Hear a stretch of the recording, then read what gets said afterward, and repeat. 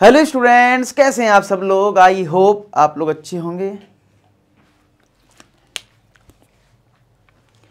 Hello students, कैसे हैं आप सब लोग। आई होप आप लोग अच्छे होंगे, अच्छे से पढ़ाई कर रहे होंगे।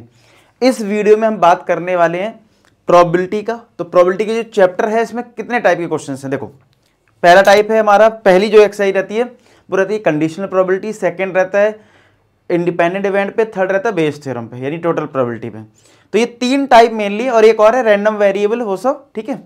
तो ये फोर टाइप हम बोल सकते हैं कि फोर टाइप के क्वेश्चंस पेपर में आ सकते हैं। सबसे ज्यादा इंपॉर्टेंट जो है वो बेस थ्योरम रहता है लॉन्ग आंसर क्वेश्चन के लिए। चलो सबसे पहले तो हम बात करते हैं कंडीशनल प्रोबेबिलिटी का फॉर्मूला और उसमें क्वेश्चन कैसे होगा। देखो, कंडीशनल प्रोबेबिलिटी का जो क्वेश्चन होता है वो होता है पी ए स्लैश बी का, और ये होता है P A intersection B upon P B. अब हम ये फॉर्मूला होता है कंडीशनल प्रोबेबिलिटी का, पी ए स्लैश बी इस तरीके से लिखा होगा। अब आपको ये समझना है कि अगर ये फॉर्मूला है P A slash B conditional probability का, तो हम पहचानेंगे कैसे कि ये क्वेश्चन कंडीशनल प्रोबेबिलिटी का है। आप देखोगे क्वेश्चन को पढ़ते टाइम कहीं ना कहीं ऐसा लिखा होगा गिवन दैट, ऐसा लिखा होगा गिवन दैट, और इधर लिखा होगा कुछ फाइंड कंडीशनल प्रोबेबिलिटी या फाइंड प्रोबेबिलिटी, ऐसा कुछ, मतलब कुछ फाइंड करने के लिए बोल रहा होगा, कुछ गिवन दैट लिखा होगा, कुछ लैंग्वेज साफ साफ लिखी होगी, इट इज गिवन दैट या इट इज नॉन दैट, इस तरीके से ये लैंग्वेज यूज होती है। और जैसे ही तुम्हें पता चल जाए कि इट इज गिवन दैट लिखा है तो ये पक्का ये कंडीशनल प्रोबेबिलिटी क्वेश्चन है। तो जो गिवन होगा उसको आपको बी इवेंट लेना है। क्या लेना है? बी। और जो कुछ फाइंड आउट करने के लिए बोल रहा होगा उसको ए लेना है। और जैसे ही ए और बी आ जाए और ये लिखना है, मैं देखता हूं बच्चे क्या करते, पढ़ लेते कंफ्यूज होते रहते, सर पता नहीं क्या पूछ लिया, पता नहीं क्या पूछ लिया। मैं कहता हूं क्या करना, आप जैसे ही आपको ये पता लग जाए कि ये कंडीशनल प्रोबेबिलिटी क्वेश्चन है, आप उसकी इवेंट्स को मेंशन करिए। जो गिवन होगा वो बी लिखना, या अगर आप ई और एफ ले रहे हो, मान लो आप ई स्लैश एफ लिख रहे हो सपोज, ठीक है, तो फॉर्मूला बन जाएगा P E intersection F upon P F. तो आपके लिए एफ जो है वो गिवन होगा, जो नीचे लिखा है ना स्लैश के बाद जो लिखा है वो गिवन है, ठीक है। जैसे यहाँ पे बी गिवन है तो वो इवेंट लिख लेना, ए इवेंट लिख लेना। अब फॉर्मूले के अकॉर्डिंग हमें इंटरसेक्शन भी चाहिए तो इंटरसेक्शन भी लिख लेना, और बस इनकी सबकी प्रोबेबिलिटी लगा दो और इनका फॉर्मूले वैल्यू पुट कर दो, आंसर आ जाएगा। तो ये होता है कंडीशनल प्रोबेबिलिटी क्वेश्चन। चलो क्वेश्चन देखते हैं, आपको समझ में आ जाएगा। अब देखो इस क्वेश्चन को पढ़ो, और जो मैंने आपको बताया कि हाँ कि गिवन दैट इस तरीके की लैंग्वेज दे रखी होगी और उसे पहचानने की कोशिश करो, तो फाइनली समझ में आ गया क्वेश्चन कैसे होगा। तो इसी तरीके से आपको करना है। अब जैसे ये है, अब यहां पे भी आप देखोगे लिखा है, साफ लिखा है what is the conditional probability, और ऊपर एक कंडीशन दे रखी है।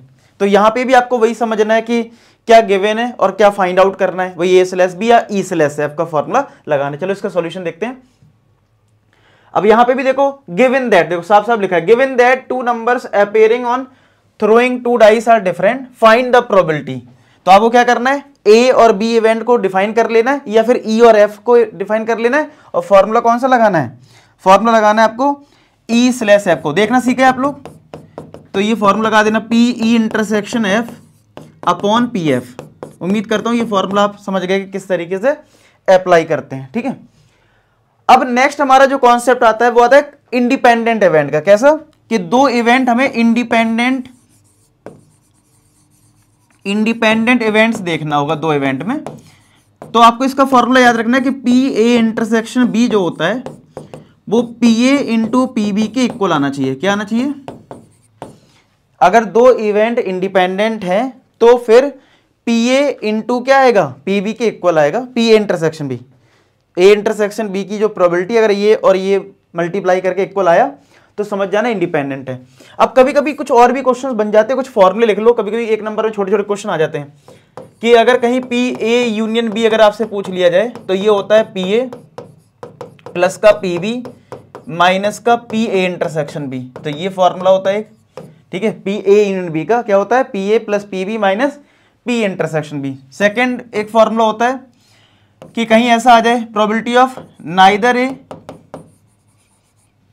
नॉर ए, ना तो आपको ए चाहिए ना बी चाहिए, तो इसको कैसे याद रखोगे, इसको ऐसे भी लिख देते हैं probability of A dash intersection B dash, मतलब ना तो ए है ना तो बी है। तो इसका फॉर्मूला याद रखना ये हो जाता है देखो अगर दोनों पे कॉम्प्लीमेंट लगा हुआ है ना तो याद रखना हम क्या करते हैं, होल पे कॉम्प्लीमेंट लगा देते हैं, और अगर बीच में इंटरसेक्शन है तो यूनियन आ जाता है, ठीक है। और अगर इधर यूनियन होगा तो यहां इंटरसेक्शन आ जाएगा। क्या ध्यान रखना है, अगर सेपरेट पे कॉम्प्लीमेंट है और आपको एक साथ कंबाइन करना है कॉम्प्लीमेंट, तो इंटरसेक्शन है तो यूनियन, और यूनियन होता तो इंटरसेक्शन। और ये कभी कभी आ जाता है प्रोबेबिलिटी बताओ ओनली ए। तो देखो इसको समझने के लिए वेन डायग्राम समझ लो। जैसे ए है और ये बी है, मैं कहूं ओनली ए, ओनली ए का मतलब है ये पार्ट की बात हो रही है। इसका मतलब इस पूरे सर्किल से यानी इस ए से कॉमन वाले पार्ट को हटा दो, यानी कि पी ए में से हमें माइनस करना होगा पी ए इंटरसेक्शन बी को, ठीक है। तो ये ओनली ए भी कभी कभी पूछ लेता है। तो ये 3 फॉर्मूले आपके बहुत काम के हैं, इनको नोट कर लो, कभी कभी इन पे क्वेश्चन छोटे छोटे बन जाते हैं, ठीक है।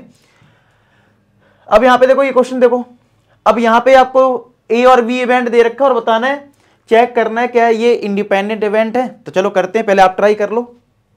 तो समझ में आगे कैसे करते हैं, यानी कि आपको क्या करना होता है, ए इवेंट के आउटकम लिख लो, बी के आउटकम लिख लो, फिर प्रोबेबिलिटी निकाल दो सेपरेट, और कॉमन की प्रोबेबिलिटी निकाल दो, ठीक है।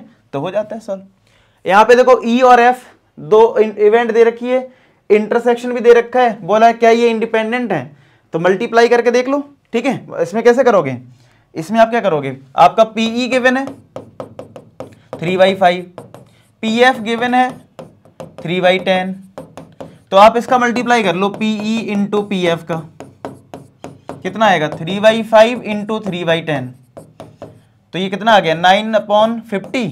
तो ये तो इक्वल नहीं है, तो दीज इवेंट्स तो लिखोगे क्या, since PE into PF not equal to PE intersection F. देखो इंटरसेक्शन तो अलग दे रखा है, 1/5 दे रखा है, तो these events are not independent, ठीक है, नॉट इंडिपेंडेंट। समझ रहे हो, क्लियर है कैसे करते हैं क्वेश्चन, ठीक है।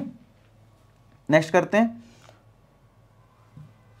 अब जैसे मैंने फॉर्मूले जो बताए थे आपको, ठीक है, ये उस पे बेस्ड क्वेश्चन आ गया, ठीक है, कि आपको गिवन है 2 इवेंट्स, ये पी ए और पी बी गिवन है, ये हमारा पी ए है, तो ये फॉर्मूले मैंने बताया था उस पे बेस्ड क्वेश्चन है, P A P be given है, और ये कुछ रिजल्ट फाइंड आउट करने हैं। चलो इसको देखते हैं। तो समझ में आ गया वाला क्वेश्चन कैसे होगा। चलो नेक्स्ट देखो, a die is tossed thrice, find the probability of getting an odd number at least once. तो ये क्वेश्चन ध्यान रखना, जब भी एटलीस्ट की कंडीशन आती है तो हम लोग क्या करते हैं, एटलीस्ट में केसेस ज्यादा बन जाते हैं। जैसे मैं तुमसे कहूं मैं तो कम से कम 1 गुलाब जामुन खाता हूं, तो तुम तो 2 भी दे सकते हो, 3 भी दे सकते हो, ठीक है। तो उल्टा करना है, 1 में से माइनस कर देना है जो केस पूछा गया उसका रिवर्स करके, ठीक है। जैसे यहाँ पे क्या बोला गया था, ऑड नंबर, तो हम इवन नंबर लेके 1 में से माइनस कर देते हैं। अब जैसे ये बहुत अच्छा क्वेश्चन है, पेपर पॉइंट ऑफ व्यू से ये बहुत इंपॉर्टेंट क्वेश्चन है, ठीक है, बहुत इंपॉर्टेंट क्वेश्चन है। तो चलो इसको पढ़ते हैं जरा। तो ठीक है, समझ में आ गया, ऐसे क्वेश्चन आपको आने चाहिए, बहुत काम के हैं। अब ये जो क्वेश्चन है, इसमें आप लैंग्वेज पहले खुद से पढ़ो, जितना आपने सीख लिया है, चाहे वो इंडिपेंडेंट इवेंट है, चाहे कंडीशनल प्रोबेबिलिटी है, आपको ये क्वेश्चन कहां से लग रहा है। अगर आपको ये चीज समझ में आ जाएगी तो आपका इसका मतलब अभी तक कॉन्सेप्ट ठीक है। तो मैं तो कहूंगा पहले आप बिल्कुल सॉल्यूशन मत देखें आगे का, पहले आप ये देखें कि यार आपको क्या समझ में आ रहा है इस क्वेश्चन में, कि ये क्वेश्चन कहां से पूछा गया, ठीक है, और फिर इसको सॉल्व करते हैं। तो फाइनली ये क्वेश्चन आपको समझ में आ गया होगा कैसे किया गया। तो ऐसे ही करो आप, पहले तो पता है प्रोबेबिलिटी में यही दिक्कत होती है कहां से क्वेश्चन पूछा गया। तो मैं यही बोलूंगा कि आप प्रैक्टिस जब करें तो ये जरूर देखें, जैसे प्रैक्टिस कहीं से आप कर रहे हो, मान लो, ठीक है, बुक से इस क्वेश्चन लगा रहे, तो देखो पहले ये देखा करो ये क्वेश्चन है कहां से। जैसे ये पता चल जाता है तो 50% काम आपका हो जाता है। अच्छा, प्रोबेबिलिटी में एक जो बेस थ्योरम वाला लॉजिक है, ठीक है, थर्ड जो देखो हमने इंडिपेंडेंट इवेंट पे बात कर ली, कंडीशनल प्रोबेबिलिटी बात कर ली, जो तुम्हारा बेस थ्योरम है उसके क्वेश्चन मैंने इस वाली वीडियो में काफी 39 मिनट्स में जितने क्वेश्चन हो सकते थे वो करवा रखे हैं, तो उनकी भी प्रैक्टिस कर लेना, बहुत इंपॉर्टेंट टॉपिक है ये। हालांकि इस वीडियो में भी हम क्वेश्चंस करेंगे कुछ, लेकिन इसके जरूर कर लेना, ठीक है, लिंक डिस्क्रिप्शन में इसकी मैं डाल दूंगा। चलो, तो बेस थ्योरम का कॉन्सेप्ट क्या है, कैसे पता लगता है ये क्वेश्चन बेस थ्योरम का है, ठीक है। इसमें क्या होगा, हमेशा हमारे पास 2 चॉइस होंगी, 2 या 3 या 4 चॉइस हो सकती हैं, और फिर बाद में बोला जाएगा कि भैया इस वाली चॉइस से ये आउटकम बताओ। कहने का मतलब ये है, मान लो 4 बैग रखे हुए हैं या 2 बैग रखे हुए हैं, चलो ठीक है, और यहाँ पे 2 रेड बॉल है, 3 ब्लैक बॉल है, यहाँ पे 4 रेड बॉल है, 5 ब्लैक बॉल है, ठीक है। मैं कह रहा हूं रेड बॉल निकालो और फिर बाद में पूछ लूं कि फर्स्ट बैग से रेड बॉल निकलनी चाहिए, ठीक है, फर्स्ट बैग से रेड बॉल निकलनी चाहिए, ऐसा मेंशन कर दूं। और हाँ, अगर ये मेंशन ना करूं कि फर्स्ट बैग से निकलनी चाहिए, मैं बोलूं रेड बॉल निकालो, तो वो बन जाता है टोटल प्रोबेबिलिटी का क्वेश्चन। कैसे? देखो, अगर मैं कहूं ये मेरे पास 2 बैग हैं, तो 2 बैग हैं, तो मान लो मैंने एक इवेंट ले ली E1 selection of first bag, क्या ले लिया? Selection of first bag. E2 मैंने ले लिया selection of second bag. E2 क्या ले लिया? सिलेक्शन ऑफ सेकेंड बैग, ठीक है। तो ये हो गया हमारा selection of first bag, E2 हो गया सिलेक्शन ऑफ सेकेंड बैग। अब जो PE1 होगा, क्या होगा? PE1 और ये PE2, तो 2 बैग है, हाफ हाफ प्रोबेबिलिटी हो जाएगी, PE1 हो जाएगा 1/2 और PE2 हो जाएगा 1/2। मतलब समझ रहे हो? Selection of first bag, selection of second bag, तो प्रोबेबिलिटी ऑफ E1 हमारा हो गया 1/2, प्रोबेबिलिटी ऑफ E2 हो गया 1/2। ये बात समझ में आती है? ओके जी, कि भाई PE1 आ गया और PE2 आ गया हमारा, ठीक है, PE1 आ गया और PE2 आ गया, ये चीज क्लियर चल रहा है ना? अच्छा, अगर PE1 और PE2 आपका आ गया, अब एक ऐसी चीज होती है जो दोनों में कॉमन होती है, तो मैंने कहा ए मतलब मुझे एक रेड बॉल निकालनी है, ठीक है। तो अगर मैं पहले बैग से रेड बॉल निकाल रहा हूं तो मैं लिखूंगा A/E1, यानी कि मैंने पहला बैग चूज कर लिया है और अब रेड बॉल निकाल रहा हूं। तो कितनी रेड बॉल है मेरे पास? 2, तो 2/5, टोटल 5 बॉल है। और इसमें आ जाएगा A/E2, तो वो हो जाएगा 4/9, ठीक है। तो अगर क्वेश्चन में तुमसे ये बोला जाए कि भाई रेड बॉल निकालो, तो रेड बॉल की प्रोबेबिलिटी क्या होगी? 2 केस बनेंगे ना, कि हमने पहले पहला बैग चूज करा इनटू और उससे रेड बॉल निकाल दी, ठीक है, ये मतलब प्लस, या तो दूसरा बैग चूज करा और हमने रेड बॉल निकाल दी। तो इसको लिखते हैं PA से, क्योंकि हमारा A जो रिप्रेजेंट कर रहा था वो रेड बॉल को रिप्रेजेंट कर रहा था। ये हो जाता है टोटल प्रोबेबिलिटी। अब यहीं पे मैं मेंशन कर दूं कि पहले बैग से रेड बॉल निकलनी चाहिए, तो उसमें क्या हो जाता है? अब इसमें आएगा फेवरेबल अपॉन टोटल, यानी कि फेवरेबल मतलब पहले बैग से बोल दिया है, तो पहले बैग से मतलब पहले बैग का सिलेक्शन होगा और उससे रेड बॉल निकलेगी, ठीक है, अपॉन टोटल जो हमने उधर निकाला है, तो यही लिख दो PE1, यानी पहला बैग चूज करा उससे रेड बॉल निकाली, प्लस दूसरा बैग चूज करा उससे रेड बॉल निकाली, ठीक है। तो इस तरीके से ये आ जाता है। और यहां क्या लिखते हैं लेफ्ट साइड में? जो ये A/E1 है ना, इसको रिवर्स करके लिख दिया करो, यानी E1/A, कि रेड बॉल निकल चुकी है फर्स्ट बैग से। तो इस तरीके से ये बन जाता बेस थ्योरम, ये तुम्हारा बन गया टोटल प्रोबेबिलिटी, ठीक है।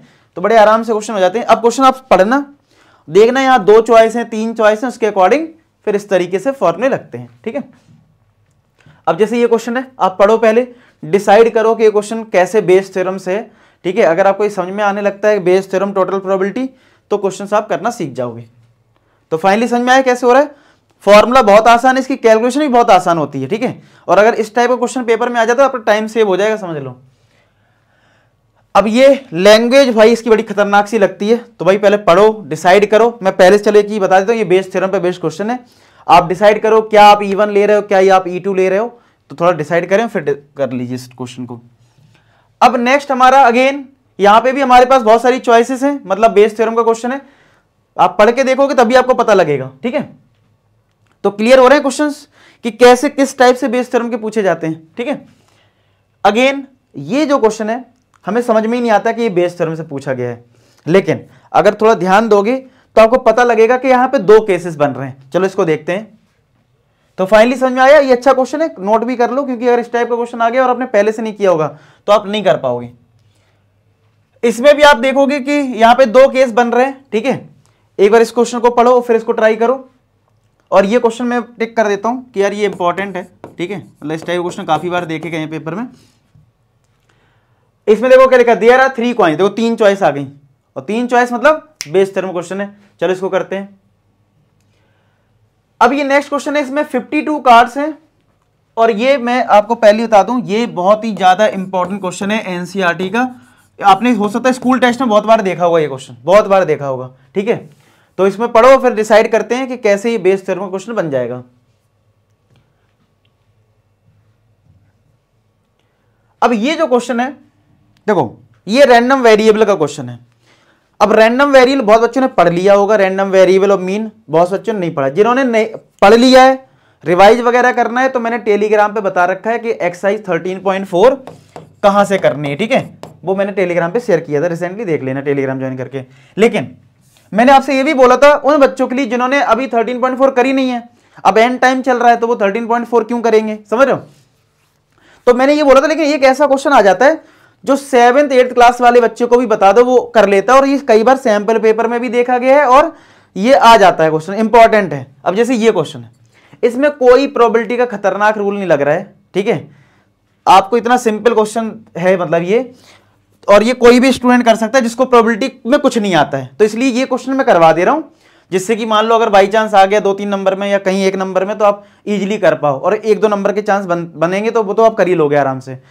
दूसरा, जिसको डिटेल में करना है तो मैंने बताया टेलीग्राम पे आपको करना है, तो 13.4 एक्स मैंने बता रखी कैसे आप देख सकते हो, पूरा वीडियो सॉल्यूशन बना रखा है 13.4 का। चलो देखो, ऐसा लिखा होगा रैंडम वेरिएबल एक्स, ठीक है, तो मैं तो वैसे ही नहीं आता ये क्वेश्चन कैसे करना। देखो इधर एक्स लिखा होगा, कुछ नंबर्स लिखे होंगे, और यहां उसकी प्रोबेबिलिटी लिखी होगी, और फिर बोलेगा के बताओ, फिक्स क्वेश्चन है ऐसे।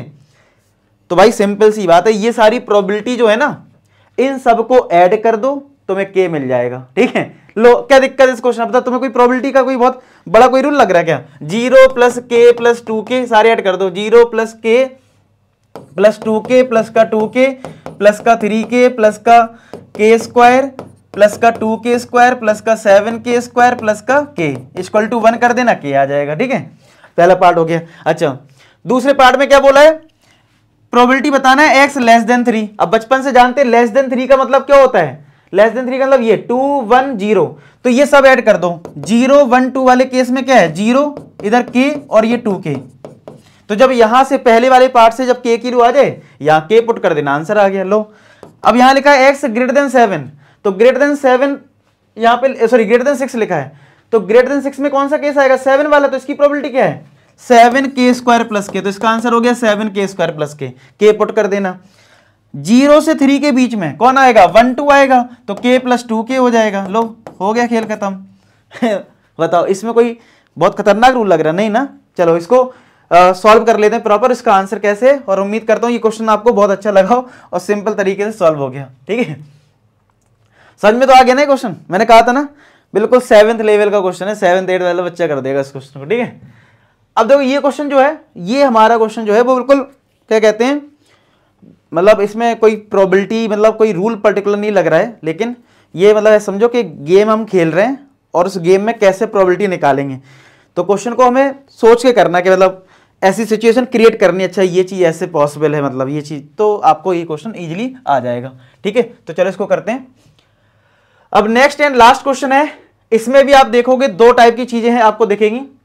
यहाँ पे आपको क्या है, हार्ट अटैक के चांसेस दे रखे हैं, और मेडिटेशन योगा से रिड्यूस करा जा रहा है हार्ट अटैक को, या फिर ड्रग्स यूज करके रिड्यूस करा जा रहा है। तो 2 केसेस बन रहे हैं, और जब भी 2 केसेस बनते हैं तो किसका क्वेश्चन होता है, बेस थ्योरम का क्वेश्चन होता है। तो चलिए आइए इसको सॉल्यूशन देखते हैं। तो उम्मीद करता हूं सारे क्वेश्चन समझ में आपको अच्छे से आ गए हो, ठीक है, और आपको एक आइडिया लग गया होगा बेस थ्योरम पे क्वेश्चन कैसा बनता है, और ये बहुत इंपॉर्टेंट टॉपिक है, और साथ के साथ रैंडम वेरिएबल का जो क्वेश्चन है वो 7th क्लास वाला, वो भी आपने इजीली समझ लिया हो, ठीक है। बाकी कमेंट सेक्शन में अपना वीडियो में का फीडबैक बता देना, कैसा लगा आपको, कॉन्सेप्ट क्लियरिटी कितनी हो गई, सब बता देना। बाकी मिलते हैं नेक्स्ट वीडियो में, तब तक अपना ख्याल रखें, पढ़ाई करते रहे। लास्ट में एक ही बात बोलूंगा कि आप सभी सफल हो। धन्यवाद।